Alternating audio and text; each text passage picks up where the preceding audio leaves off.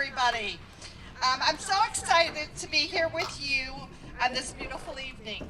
I have been attending Relay for Life of New Lenox for several years, but this one is so special because we have some celebrations tonight, and it is my honor to be the presenter. First, I want to thank everyone who has ever participated in Relay for Life and raised money so that we can fight back against cancer. Every dollar raised is so appreciated. No donation is too small when it comes to finding a cure. So let's begin with our first awards. These are Team Excellence Awards. This recognition is given to teams that have raised $10,000 or more.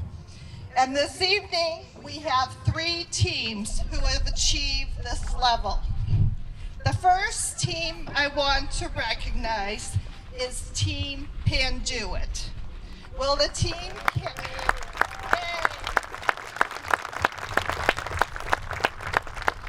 Will the team captain, Wendy, please come down to the stage? And while she is making her way over, I want to say that we are so excited to welcome Panduit to our relay this year. This is the first year the company has joined us, and they have done an absolutely amazing job raising money to fight cancer. In all, there are 14 teams from Panduit, and as late this afternoon, they have raised a combined total of $40,619.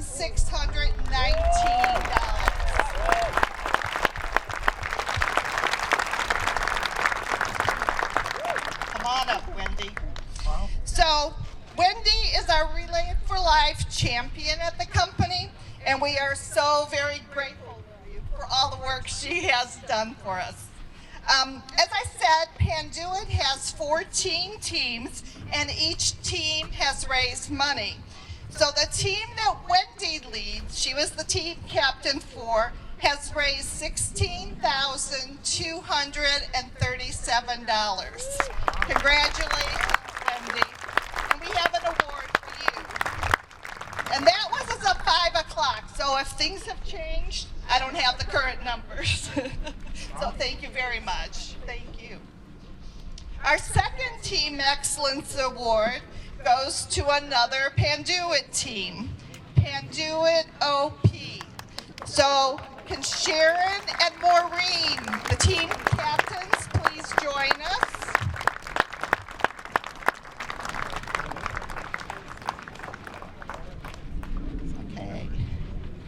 Give them a minute to get here. It's really exciting for us to have Panduit join our relay. They have just done an amazing job, and they haven't only relayed here. They've relayed it at a few different places in Illinois and across the country. So all of ACS is grateful to Panduit for what they've done, and Wendy has been the champion for all of these relays. But this is their home relay, so we're so thrilled to have you all with us tonight. So Team Panduit OP, they have raised, as of 5 o'clock, $12,894. So here comes Sharon and Marie. Thank you so much, ladies. We appreciate your work.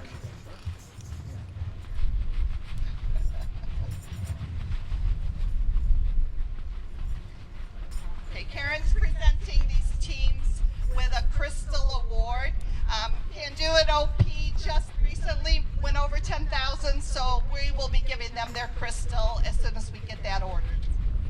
And then we have our third Team Excellence Award, and this goes to Murph's Minions. So they've raised $12,443. Woohoo! So I want to thank Terry and all of her minions. The whole team is right here. And we want to thank all of them them for everything they have done and continue to do for the American Cancer Society. I think I can say truly that the Murphy family is the first family of the Relay for Life of New Lenox. They've been doing this for a long time. And so, thank you guys.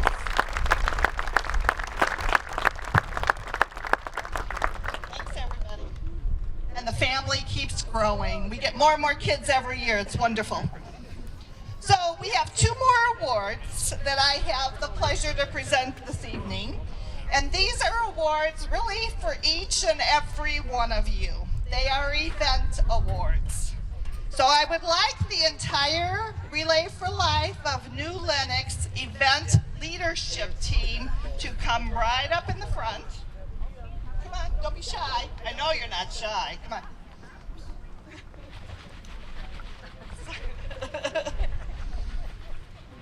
So I am excited to say that I've known these folks, a lot of them, for several years.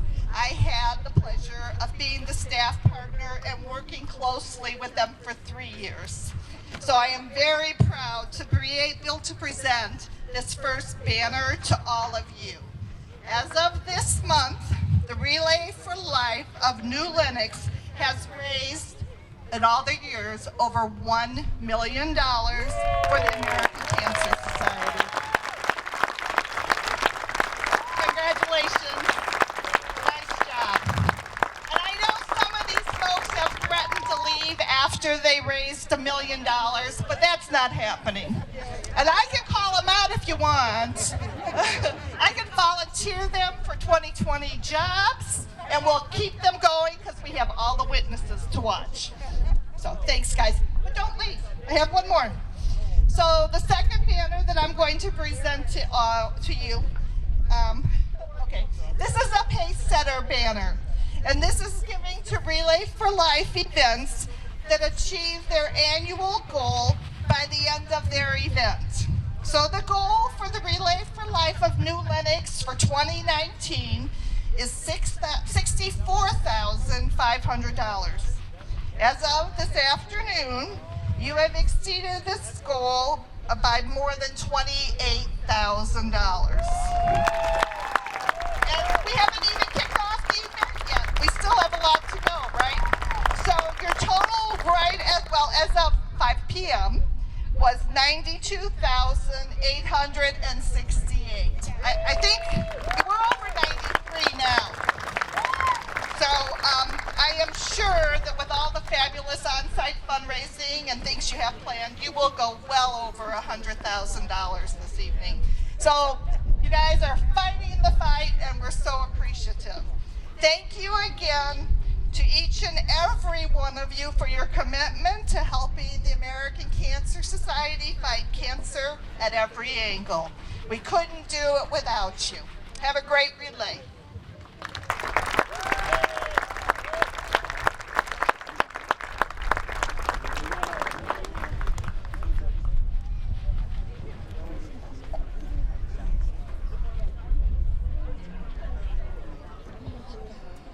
Okay, at this time, we'd like to welcome our mayor, Tim Balderman. He has been one of the biggest supporters we've had since I've been involved and before that. And New Lenox should be glad we have him. He's done a lot for the town. Even though I can't vote for him, I live in the township. It's okay. I told him he needs to change that, but it hasn't happened. But I don't want my taxes to go. Well, I'm sorry, that's part of it. Welcome all of you out. It's absolutely my pleasure to be here every year in New Lenox. I know whether you are in the unincorporated area or in the village, you're still New Lenox to us. We've got such a great community. I know there are people from all over the area, well beyond this town. So welcome to New Lenox, the home of proud Americans, and most certainly you can see tonight why we are so proud here. We have such a great community. Our people pull together in good times and bad and are extremely supportive. But let me start out by saying that it does take leadership. And when I see Terry and Maureen and this team that they've assembled and all the hard work that they put in, hours and hours of hard work to raise money to fight this horrible disease, I just can't be anything other than grateful. So let's hear it for the entire team again. They're amazing. It's a beautiful summer night. There are a lot of things that you could be doing, but you're here. You're here supporting people who are fighting this disease, caretakers that do such an incredible job. You see our survivors here in purple and so many of their caretakers. It's truly, I say it every year, but there's no other word other than inspirational. I've got my new little buddy down here, Bryce. Bryce, how you doing, pal? Good to see you. Stand up for everybody. There's our man, Bryce. Atta boy. Go ahead, do a lap, pal. Come on up here.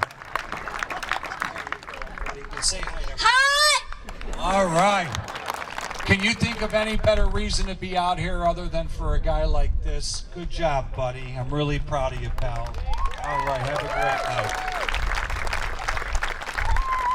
And another thing, I know sometimes for those of you that have been out here for years, I do tend to say some of the same things, the same themes, but it's really true. Each and every one of us wakes up every day and we worry about some things that are really insignificant in the scheme of things. We have one life here to live. We should be enjoying every moment of it and be grateful for every moment that we have. And so for those who fought this disease valiantly and did not survive, we walk for them tonight. And for those that continue to fight and have survived, we walk for you too. So thank you all for being out here. Have a great night, and God bless each and every one of them. Thank you.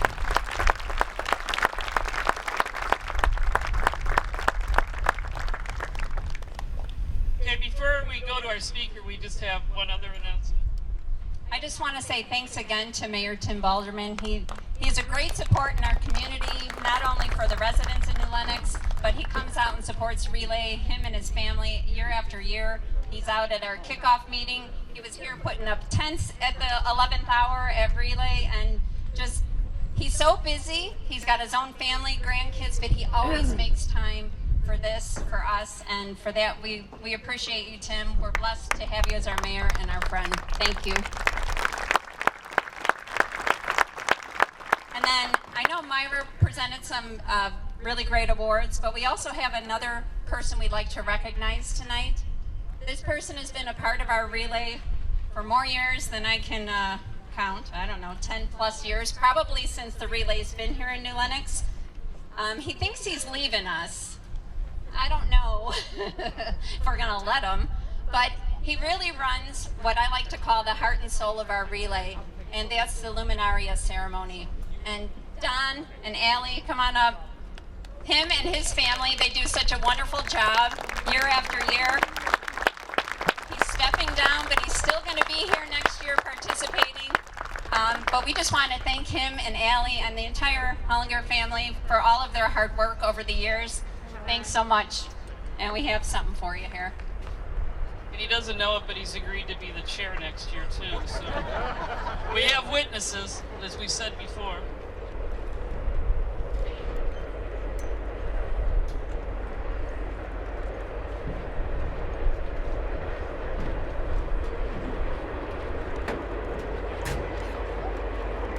All right, and then our first speaker will be, I've known her since she was a little girl. She spoke a few years ago about being the daughter of someone who lost the fight to cancer, her father, and how it's gone through the family.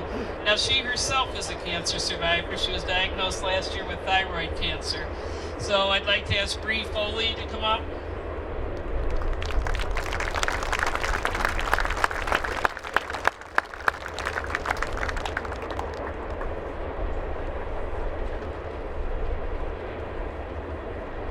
Everybody, 6 years ago, I was standing in the same place today, addressing a crowd of individuals who were sitting in the same place as you today.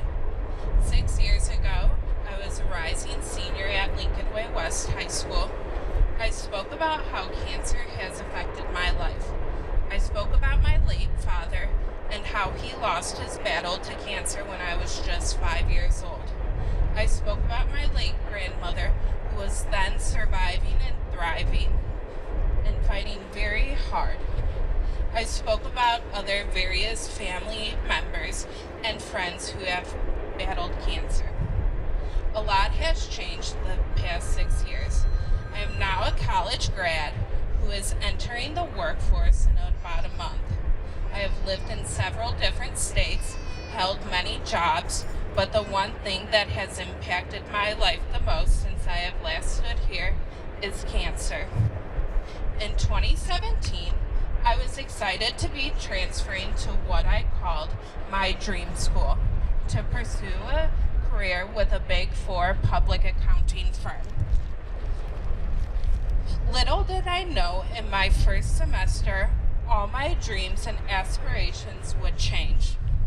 I was diagnosed with stage 3 thyroid cancer just 2 months into my time at my new school. Anytime a cancer diagnosis happens, it is difficult. But imagine getting diagnosed in a new place and an hour and a half away from your support system, sitting in your dorm room alone.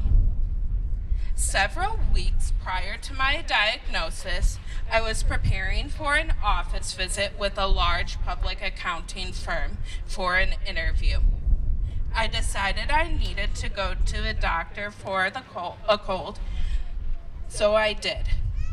This is when the doctor told me I needed to go home and be with my family and get a biopsy. Needless to say, I was no longer concerned about my interview. I knew the diagnosis was coming. However, when I got the confirmation that I did have cancer, it still shocked me. People constantly tell me that thyroid cancer is the good cancer. I don't know how cancer could be good. I decided once I was diagnosed, I would drop my 18 credit hours or 6 classes I was enrolled in and go home to be with my family. This is what I truly needed. I had surgery to remove my thyroid, a major gland, which means that I have to be on medicine for the rest of my life. Shortly after surgery, I found out there was not only one tumor, but there were 2 relatively large tumors. So I needed to do radiation called radioactive iodine. I pushed my doctor to give me this radiation as soon as possible so I could reach 2 goals. 1, go into remission by graduation, and 2, finish my degree. Prior to and during the radiation, I had to follow a special diet, which fell over Christmas time, and I had to be in isolation during my first New Year's as a 21-year-old, which I would have preferred to be at the bar, but you know. I returned to school in the spring 2018 semester. Upon my return, I had much support from my fellow accounting majors. I was grateful, however, no one mentioned how difficult it would be to be a cancer patient in college. In that semester, I signed up for my usual course load, 18 credit hours. However, my body changed so much that I realized that probably wasn't the best idea. That was truly when I realized that cancer has a lot more bad and ugly than I thought. It is weird when you're a cancer patient after supporting so many others with cancer. When you support others with cancer, you only see what the cancer patient wants you to see. However, when you have cancer yourself, you see everything and you feel everything. There is no hiding from cancer. Because of how bad I was feeling, both physically and emotionally, I decided it was time to go to a support group. Yes, those things, everyone's favorite. The support group that I attended that semester was called General Support Group. I went in thinking it would be like the movie The Fault in Our Stars. It wasn't. I was the youngest person there by at least 50 years. And to make things better, after I contributed to the conversation, an elderly woman told me, "Don't worry, you're young. You have the rest of your life to live. To which I wanted to respond, you've already lived your entire life. I might not make it to next year. However, I did not respond to her, and I never went to that support group again. In summer 2018, I went for my scan, everyone's favorite day, am I right? I was expecting to be cancer-free. I was wrong. I debated whether I would go back to school for my senior year or if I would stay home so I could do my radiation, you know, the one where I had to be in isolation. After much thought, I decided to go back to school. That semester wasn't easy either. I planned my radiation so I wouldn't have to skip too many classes, but I still needed to miss a week of school. I decided not to take my usual course load, so I dropped down to taking only 4 classes. Since this was my senior year, I decided I needed to find a job prior to graduation, as if being a cancer patient in treatment, a resident assistant, and a full-time college student wasn't enough. I was interviewing for post-grad jobs like every day. I decided to change my goal for working for a large accounting firm to something a little less demanding.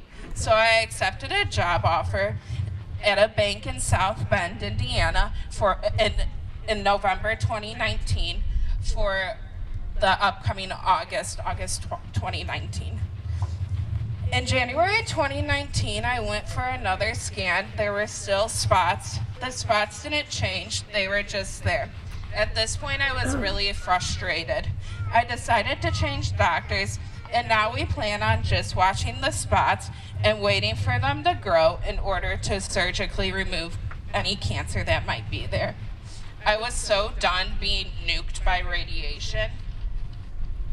During my spring semester of my senior year this past semester, I was honored to be given a scholarship to attend a young adult cancer conference in Denver. This was one of the first times where I truly felt like I belonged since I was diagnosed. I was able to be myself, able to talk about my cancer without feeling pitied or judged, able to laugh one minute and cry the next, able to feel normal. Prior to this conference, I will admit that I may have been depressed and let cancer take control of my life. The doctor even tried to put me on depression meds. And from this conference, I learned that cancer does not define me. My goal was originally to be cancer-free for my graduation this past May, however, I was not. But I didn't let that stop me. I claimed the new title of a cancer patient who managed to battle cancer while in college and be offered 8 different jobs for post-grad prior to graduation. Now, in August, I'm about to move out of my comfort zone, move out of my mom's house, start a new job, all while being uncertain of what my cancer battle holds. However, I look at everything I've accomplished, and I am so proud of myself, and I've decided not to let cancer stop me from living. I will end with a few words that I've learned since my diagnosis in 2017. It is so important to be aware of what's going on with your body. Unfortunately, cancer doesn't discriminate against age, so I urge everyone, especially young adults, to get checked frequently. Everyone will tell you how to battle cancer. Everyone will tell you how to feel. Don't listen to them.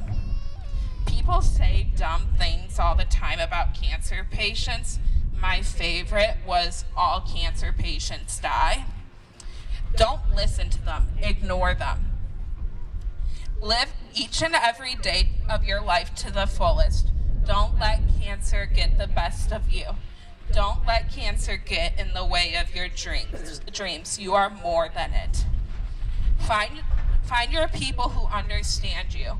Luckily, I found a group of young adults, cancer patients, and another group of thyroid cancer patients. It's so important to network. Thank your caregivers. They're going through a lot too. I would like to thank my mom for dealing with me and being my caregiver the past couple years. I know I haven't been the best cancer patient, and I would like to thank all of you for being here today, especially you survivors. We're what we relay for, and hopefully we find a cure. Thank you, and enjoy Relay.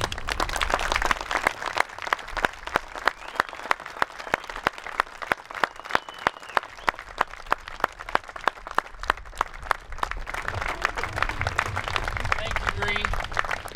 One brave girl. I've known her a long time.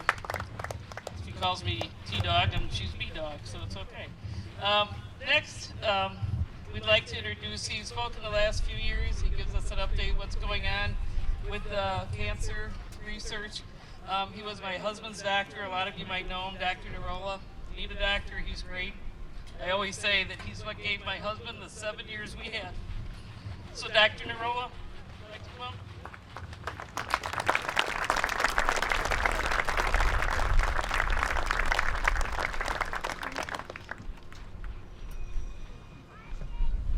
Sorry, I'm on call, so my phone's. So I struggle with this talk every year. I have no idea why. I spend a week asking Cindy up there, what should I talk about? And every time I tell her, she tells me, no, that's dumb. I ask my staff every day, and they look at me the same way. I saw a patient today, and he said, listen, just talk what you want to talk about, but don't talk like you're in the office. You don't have that kind of time. So keep it short. So this is for Chuck. A lot's happened in the last year. The immunotherapies have taken over. We're all seeing this push of giving immunotherapy every 3 weeks, every 4 weeks. A year ago, we were at University of Chicago here at Silver Cross. We actually thought about cutting down our infusion room because of the oral therapies, and now we're busting at the seams. Wow. So it's an exciting year. We're combining immunotherapies with chemotherapy, and we're seeing patients with lung cancer, breast cancer, and now colon start to live longer. The hope is we'll expand this to every cancer known. We're doing more molecular testing. I apologize to all the patients out here for all the biopsies that we put you through. Every time we draw labs, twice a week, 3 times a week. God, that must be so annoying. I couldn't do it. You guys have so much more strength than I ever will. We continue to push along. I think in the last couple of days, I've had 2 patients with stage 4 gastric cancer. I kid you not, stage 4, thought to be incurable, have surgery. One went today, and will continue to do surgery every 6 weeks for the next 4 months in hopes of curing her. So we start adding more and more to everybody's cancer. I think I tell my patients the stage is not important. It doesn't define you, just like Bree said. It's part of you, it's not you. You are who you are. Never let the cancer beat you. But what she did and said is important. We all need to see our doctors. We need to get our exams done. We need to get screening. I mean, if we can catch cancer early, then you can cure it. If you can prevent it, you can cure it. So I tell everyone I ever meet, sorry, my patients complain about this. I tell them to eat less, move more, and drink a lot of water. It can't go wrong.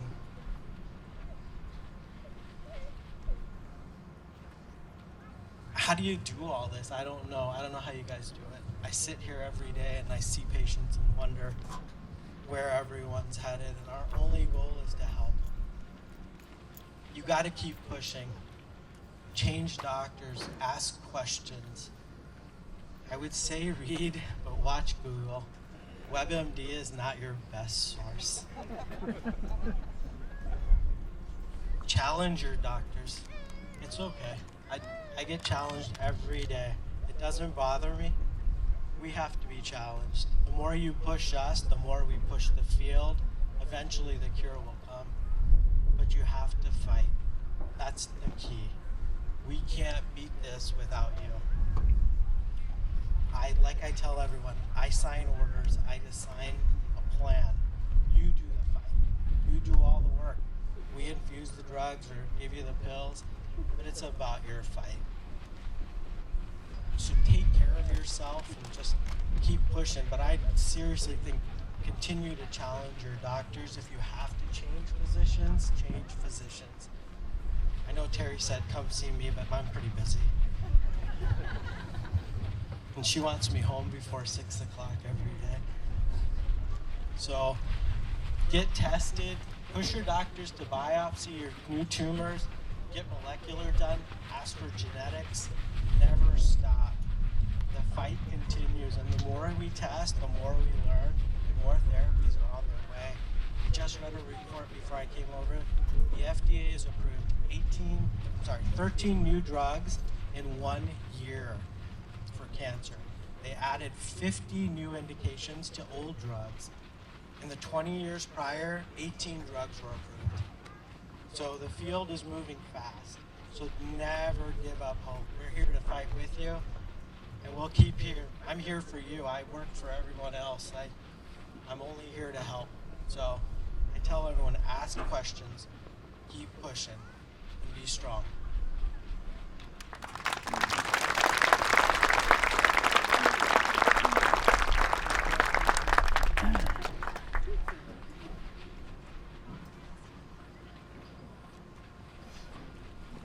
Just want to say a big thank you to Dr. Narula for his words of wisdom, encouragement. This is why we do what we do, raising money to find a cure so that we don't suffer, nobody suffers a loss of anyone to cancer. A year and a half ago, we lost a great man. We relay for him.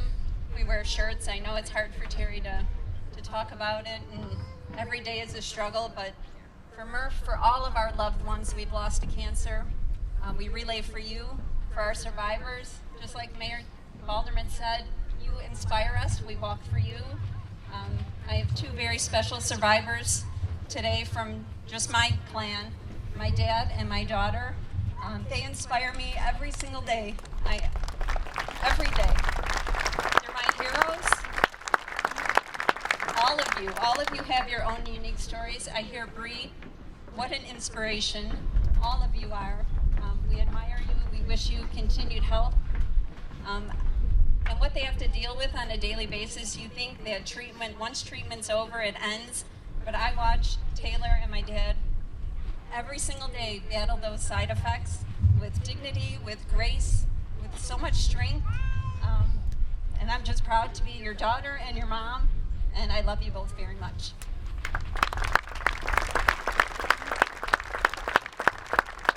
At this time, we'll stop all the speeches because I know we want to get our relay underway. So we're going to do our survivor lap. Do you want me to do this? A few house notes before we get our survivor lap underway.